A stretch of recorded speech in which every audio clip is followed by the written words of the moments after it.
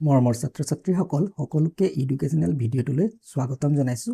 আজি তোমালোকৰ ক্লাছ 7ৰ লেচন 1 পেজ নম্বৰ 17ৰ পৰা আৰম্ভ কৰিবলৈ বিচাৰিছোঁ। Let's read the following conversation. Conversation মানে হৈছে কথোপকথন। তলৰ কথোপকথনখিনি পঢ়ো আহা। Student, where do all the leaves disappear after they fall from the tree. ডিছএপিয়াৰ মানে নোহোৱা হৈ যায়, ফল মানে পৰা। যে গছ এজোপাৰ পৰা সৰি পৰাৰ পিছত সকলোবোৰ পাত ক'ত নোহোৱা হৈ যায়। শিক্ষাৰ্থীগৰাকীয়ে শিক্ষকক এনেধৰণে প্ৰশ্ন কৰিছে। শিক্ষকগৰাকীয়ে কৈছে দ্য লিভছ ফল on the ground and slowly became part of the soil. Slowly মানে লাহে লাহেকৈ, ছইল মানে মাটি। পাতবোৰ মাটিত পৰে আৰু লাহে লাহে মাটিৰ অংশ হৈ পৰে। Give nutrients to the soil and help new plants to grow'. Nutrients মানে পুষ্টি, মাটি পুষ্টি দিয়ে, মানে মাটিয়ে গছ এজোপা শ্ৰীবৃদ্ধিৰ কাৰণে যিখিনি নিউট্ৰিয়েণ্টছ লাগে সেই নিউট্ৰিয়েণ্টছবোৰ পাত পচি যোৱাৰ ফলত মাটিয়ে লাভ কৰে। ছইল মাটি, হেল্প সহায় কৰা, প্লাণ্টছ গছ গছনি, উদ্ভিদ গ্ৰ' মানে বৃদ্ধি হোৱা, ডাঙৰ হোৱা। এই মানে পাতবোৰে মাটিক পুষ্টি যোগান ধৰে আৰু নতুন গছ গছনি ডাঙৰ হোৱাত সহায় কৰে। Remember that everything in nature is connected and they are interdependent on each other. মনত ৰাখা, ৰিমেম্বাৰ মানে এভৰিথিং সকলো বস্তুৱেই, নেচাৰ প্ৰকৃতি, কানেক্টেড জড়িত বা সংযোগ থকা, ইণ্টাৰডিপেণ্ডেণ্ট মানে পৰস্পৰ নিৰ্ভৰশীল। মনত ৰাখিবা যে প্ৰকৃতিৰ সকলো বস্তু ইটোৱে ইটোৰ লগত জড়িত আৰু সিহঁত ইটোৱে ইটোৰ ওপৰত নিৰ্ভৰশীল। Student, does that mean that if we harm one part of nature we harm other too. Harm মানে ক্ষতি কৰা, নেচাৰ প্ৰকৃতি, টু মানে তাৰ মানে এইটো নেকি যে যদি আমি প্ৰকৃতিৰ এটা অংশৰ ক্ষতি কৰোঁ তেন্তে আমি আনবোৰৰো ক্ষতি কৰোঁ। টিচাৰ, য়েছ ডেফিনেটলি। ডেফিনেটলি মানে নিশ্চয় বা একেবাৰে, হয় নিশ্চয়। You know' many species of animals have become extinct from our planet forever. Species মানে হৈছে প্ৰজাতি, এক্সটিংক্ট মানে হৈছে বিলুপ্ত, ফৰ এভাৰ মানে চিৰদিন। তুমি জানানে ডাইনছৰৰ দৰে বহু প্ৰজাতিৰ প্ৰাণী আমাৰ পৃথিৱীৰ পৰা চিৰদিনৰ বাবে বিলুপ্ত হৈ গৈছে। Today some other species are also' in danger and disappearing. Danger মানে বিপদ, ডিছএপিয়াৰিং মানে নোহোৱা হৈ যোৱা। আজি কিছুমান অন্য প্ৰজাতিও নোহোৱা হোৱাৰ বিপদত পৰিছে। For example, the number of greater adjutant stork popularly known as হাড়গিলা is decreasing day by day due to various reason. Adjutant stork, যাক আমি হাড়গিলা নামেৰে অসমত জানো, আৰু ডিক্ৰিজিং মানে কমি গৈছে। উদাহৰণস্বৰূপে বিভিন্ন কাৰণত এডজুটেণ্ট ষ্টক, যাক আমি সকলোৱে হাড়গিলা নামেৰে জানো, ইয়াৰ সংখ্যা দিনে দিনে কমি আহিছে। So' we must work to protect these endangered species. Endangered মানে বিপদত থকা, প্ৰটেক্ট মানে ৰক্ষা কৰা। গতিকে আমি এই বিলুপ্ত প্ৰায় প্ৰজাতিবোৰক সুৰক্ষা দিবলৈ কাম কৰিব লাগিব। Student, really that's so' said. সঁচাকৈয়ে সেইটো বৰ দুখৰ কথা। টিচাৰে কৈছে য়েছ ডেট আনফৰ্চুনেট ইনডিড। হয় সঁচাকৈয়ে দুৰ্ভাগ্যজনক। Student, what can we do to protect the greater adjutant stork. আমি হাড়গিলাক কেনেকৈ ৰক্ষা কৰিব পাৰোঁ? টিচাৰে কৈছে we can help save them by protecting their habitat by not destroying nature. Habitat মানে বাসস্থান। আমি সিহঁতৰ বাসস্থান সুৰক্ষিত কৰি আৰু প্ৰকৃতি ধ্বংস নকৰাকৈ সিহঁতক বচাবলৈ সহায় কৰিব পাৰোঁ। We must try to maintain the balance in nature, the natural harmony that keeps the environment healthy. Balance in nature, প্ৰকৃতিৰ ভাৰসাম্য। নেচাৰেল হাৰমনি মানে হৈছে সমন্বয়, সম্প্ৰীতি, প্ৰাকৃতিক সমন্বয়। আমি প্ৰকৃতিৰ ভাৰসাম্য অটুট ৰাখিবলৈ চেষ্টা কৰিব লাগিব। সেই প্ৰাকৃতিক সমন্বয় যিয়ে পৰিৱেশক স্বাস্থ্যকৰ কৰি ৰাখে। This state of balances is known as ecological balance. Ecological অৰ্থাৎ পৰিৱেশ সম্পৰ্কীয়। প্ৰাকৃতিক ভাৰসাম্যৰ এই অৱস্থাটোকে পাৰিৱেশিক ভাৰসাম্য বুলি জনা যায়। Student, I would like to know' more about ecological balance and the endangered species. Ecological balance, পাৰিৱেশিক ভাৰসাম্য আৰু বিপদত থকা বিলুপ্তপ্ৰায় প্ৰজাতি। মই পাৰিৱেশিক ভাৰসাম্য আৰু বিলুপ্তপ্ৰায় প্ৰজাতিসমূহৰ বিষয়ে অধিক জানিব বিচাৰোঁ। Teacher, great, you can visit the library sometime. You will find many interesting books there. কৈছে বঢ়িয়া, বৰ ভাল, তুমি কেতিয়াবা পুথিভঁৰাললৈ যাব পাৰা। তাত তুমি বহুতো আমোদজনক কিতাপ পাবা ইণ্টাৰেষ্টিং বুক আমোদজনক কিতাপ পাবা student is there any book on the greater এডুকেট ষ্টক ইন দ্য লাইব্ৰেৰী শিক্ষাৰ্থীগৰাকীয়ে কৈছে যে পুথিভঁৰালত হাড়গিলাৰ ওপৰত কিবা কিতাপ আছে নেকি টিচাৰ য়েছ দেয়াৰ ইজ হয় আছে ষ্টুডেণ্ট থেংক ইউ মেডাম ধন্যবাদ বাইদেউ ষ্টুডেণ্টগৰাকীয়ে লাইব্ৰেৰী ভিজিট কৰি এখন ইণ্টাৰেষ্টিং বুক হাড়গিলাৰ ওপৰত পালে তাৰে কিতাপখনৰ পেজ দুটা ইয়াত দিয়া আছে 8 number sheet in pair choose one of the following topic and discuss with your partner share your opinion with others দুটা টপিক দিয়া আছে এই টপিকৰ ওপৰত তোমালোকে নিজৰ বন্ধুৰ লগত নিজৰ অপিনিয়ন শ্বেয়াৰ কৰিবা here are some use to present your opinion যি দুটা টপিক দিয়া আছে এই টপিকৰ ওপৰত তোমালোকে নিজৰ নিজৰ মতামত উপস্থাপন কৰাৰ কিছুমান ইংগিত তলত দিয়া আছে I think we should save the greater adjutant stroke because ইয়াত মতামতত কেনেধৰণৰ মতামত হ'ব পাৰে তাৰে এটা মতামত লিখিবলৈ চেষ্টা কৰা হৈছে because they are a vital part of our ecosystem and help keep the environment clean by scavenging. If the greater adjutant stroke become extinct, then the ecological balance will be disturbed and the food chain will be affected. যদি হাড়গিলা বিলুপ্তপ্ৰায় হয় তেন্তে ecological balance পাৰিৱেশিক ভাৰসাম্য will be disturb হ'ব and food chain খাদ্য শৃংখলৰ ওপৰত প্ৰভাৱ পৰিব must spread awareness on the preservation of nature as our survival depends on a healthy and balanced natural world Number 9 solve the crossword puzzle clues are given below clue কিছুমান দিয়া আছে তলত আৰু এই পাজলটো আমি সলভ কৰিব লাগে ইয়াত কি হ'ব লেটাৰ কেইটা লিখি এটা মিনিংফুল ৱৰ্ড বনাব লাগে এনভাইৰনমেন্ট এটো তোমালোকে NIOMN লিখিবা খালি ঠাইত তাৰপিছত স্পিচিছ তাৰপিছত পথালিকৈ এটা হ'ল দুটা হ'ল আৰু পথালিকৈ টি হেবিটেট তাৰপিছত থিয়কৈ ইকোসিস্টেম ইকোসিস্টেম তাৰপিছত ইয়াত লিখিবা ই লিখা আছে আৰু লাষ্টত টি তো ই তাৰপিছত এক্স লিখিবা EXTINCT এক্সটিংক্ট বিলুপ্তপ্ৰায় তাৰপিছত ই দিয়া আছে আৰ দিয়া আছে এইচ আৰ্থ তোমালোকে পঢ়িলা যে কেনেকৈ হাড়গিলা বিলুপ্তিৰ ভাবুকিৰ সন্মুখীন হৈছে বন্যপ্ৰাণীৰ এনে বহুতো প্ৰজাতি বিলুপ্তিৰ বিপদৰ সন্মুখীন হৈছে তেনে চৰাই বা জন্তুৰ ছবি সংগ্ৰহ কৰিবা আৰু এটা কলাজ তৈয়াৰ কৰিবা আৰু এই কামখিনি কৰিবলৈ তোমালোকে ইণ্টাৰনেটৰ সহায় ল'ব পাৰিবা শিক্ষকৰ গাইডেন্স ল'ব পাৰিবা গতিকে শিক্ষকৰ গাইডেন্স আৰু ইণ্টাৰনেটৰ সহায়ত তোমালোকে বিলুপ্তিপ্ৰায় চৰাই আৰু জন্তুৰ ছবি সংগ্ৰহ কৰি এটা কলাজ প্ৰস্তুত কৰিবা question number 11 let's enjoy a poem a clever cat in the city A clever cat came to town, cycling up and down, wearing a coat with shiny thread, a chef's white hat upon her head. She sniffed the air and gave a grin. I am perfect when I bake and spin. She mixed the dough in circles wide, with cookies tins all side by side. She stirred and twirled at a steady pace, a happy look upon her face. She baked with care, with paws so neat, and filled the trays with every treat. Her cakes were soft, her icing bright, each bite is delicious delight. Red clay ever cat, both kind and quick, would frost a cake with just one flick. The city cheered her tasty skill, her treats could make the world stand still.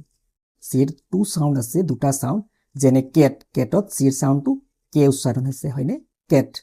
আৰু সিটি তো সি আছে ইয়াত সিৰ সাউন্ডটো কি উচ্চাৰণ হৈছে এস সিটি ইয়াত সিৰ sound এস আৰু কেটত সিৰ sound K letter C produces S sound if it is followed by the letters সিৰ সাউন্ডটো এস উচ্চাৰণ হয় কেতিয়া উচ্চাৰণ হয় যেতিয়া সি লেটাৰৰ পাছত ই আই নাইবা ওয়াই থাকে এক্সাম্পল হিচাপে ইয়াত দিয়া আছে সিটি সিৰ পাছত কোনটো লেটাৰ আছে আই লেটাৰ আছে গতিকে সিৰ সাউন্ডটো কি হ'ব এস সি উচ্চাৰণ হ'ব গতিকে এস উচ্চাৰণ হৈছে তাৰপিছত letter C produces K sound if it is followed by the letters A O or U or a consonant at the end of the word চিৰ চাউণ্ডটো কে উচ্চাৰণ হ'ব কেতিয়া যেতিয়া নেকি চিৰ পাছত এ থাকিব পাৰে নতুবা অ ইউ নতুবা a consonant at the end of the word ৱৰ্ডৰ শেষত এটা কনচনেণ্ট যদি থাকে ফৰ এক্সাম্পল কেন চিৰ পিছত এ আছে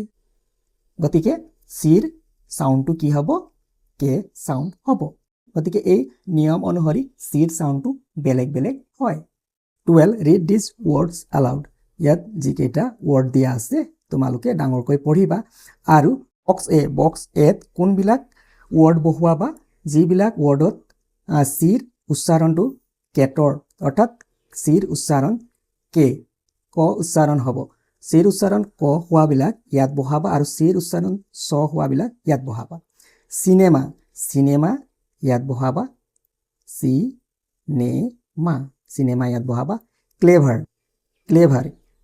ক্লেভাৰটো ক উচ্চাৰণ ক্লেভাৰ ইয়াত বহাবা চিটি চ উচ্চাৰণ SITY চিটি ইয়াত বহাবা কেট ইয়াত বহুৱাবা তাৰপিছত কেম ইয়াত বহুৱাবা কোট ইয়াত বহুৱাবা COAT কোট আইচ চাউণ্ডটো এছ চাউণ্ড হৈছে আইচ ইয়াত বহাবা পেজ ইয়াত বহাবা বক্স বিট ফেচ বক্স বিট বহুৱাবা ফেচ কেয়াৰ বক্স এত বহুৱাবা কেয়াৰ তাৰপিছত এক্সপেৰিয়েন্স বক্স বিট বহুৱাবা এক্সপেৰিয়েন্স এছ উচ্চাৰণ আছে ক্লেটো বক্স এত বহুৱাবা say as fast as you can crazy cats creep seeking fears icy cake by the creek crazy cats creep seeking fears icy cake by the creek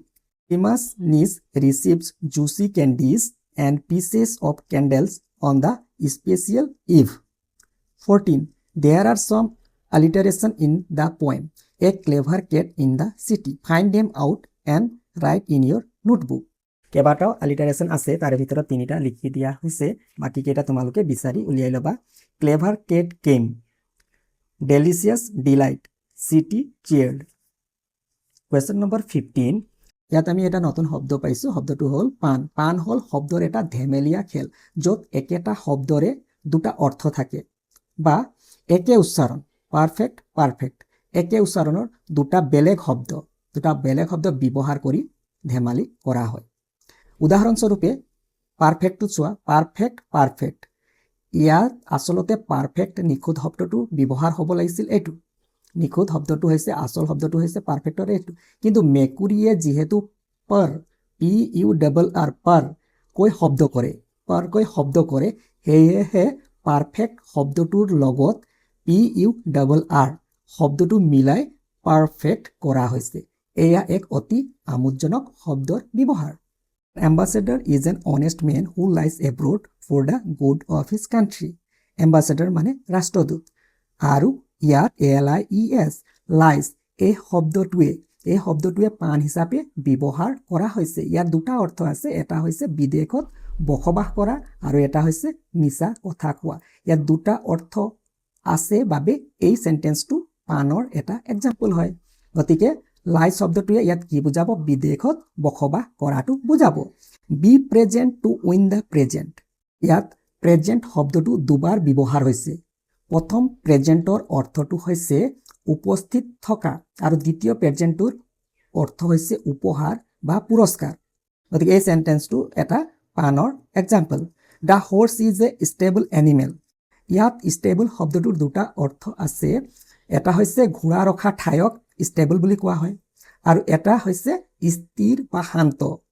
স্থিৰ বা শান্তকো আমি কি কওঁ ষ্টেবল কওঁ গতিকে দুটা অৰ্থ প্ৰকাশ হৈছে এটো এটা এক্সাম্পল অফ পানৰ sentence bicycle cannot stand on its own because it is too tired ইয়াত too tired শব্দটো শুনিবলৈ কেনেকুৱা লাগিছে TOO too tired এনে ধৰণে শব্দটো হ'ব উচ্চাৰণত হয়নে গতিকে too tired মানে কি too tired মানে বৰকৈ মানে বেছি ভাগৰ লগা যেন অনুভৱ কৰা too tired বেছিকৈ ভাগৰ লগা এই সেন্টেন্সটোৰ দুটা অৰ্থ আছে দুটা অৰ্থ প্ৰকাশ কৰিছে সেইভাবে this sentence is an example of puns 16a read the following words ice item idle bike night the sound common to these words is the vowel sound as in the word time টাইমত যিটো ভাৱেলৰ আইৰ sound আছে বাকী গোটেইকেইটাতে একে sound আছে time যেনেকৈ আইৰ চাউণ্ডটো আছে ঠিক তেনেধৰণে ice item idol bike night চাউণ্ডটো আছে now read the following words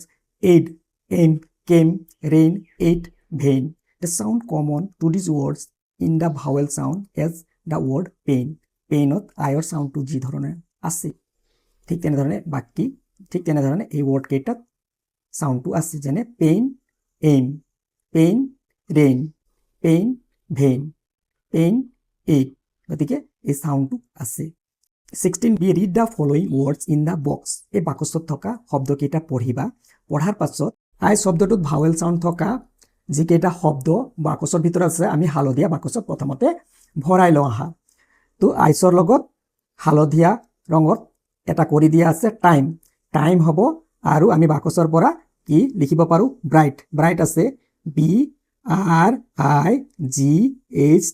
bright লিখিবা আৰু নেক্সট ৱৰ্ডটো কি হ'ব চোৱা SIGH হালধীয়া ফ্লাৱাৰ্ছত লিখিবা SIGH চাই চাই হ'ব টাইম ব্ৰাইট চাই আৰু কি আছে চোৱা ইয়াত LIGHT light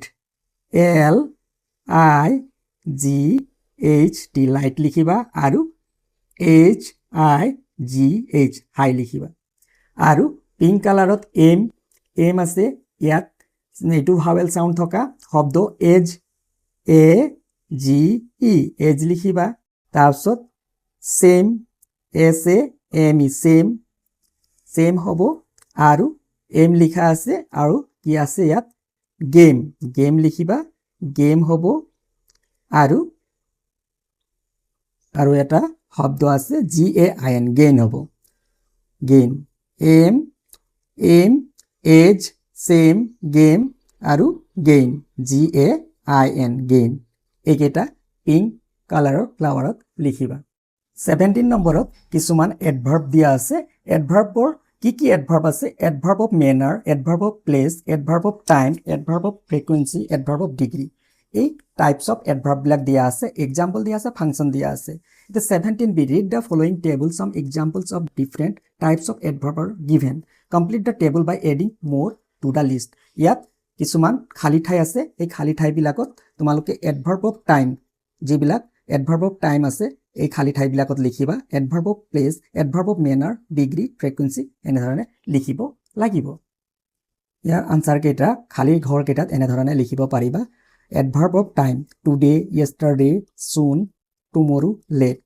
adverbs of place here inside outside away up adverb of manners quickly happily slowly sadly softly adverb of degree adverbs of degree very quite too enough little adverbs of frequency never and sometimes daily usually adverbs of frequency never sometimes daily usually seldom 17c read the sentences given below identify and write the type of adverb used in each sentence 1 the boy practiced his speech regularly etu ki adverb hobo type of adverb ki hobo adverb of frequency regularly frequency hobo the phone kept ringing constantly kenekwa bajise constantly gotike yar type hobo adverb or type to hobo type of manner I have heard this story before.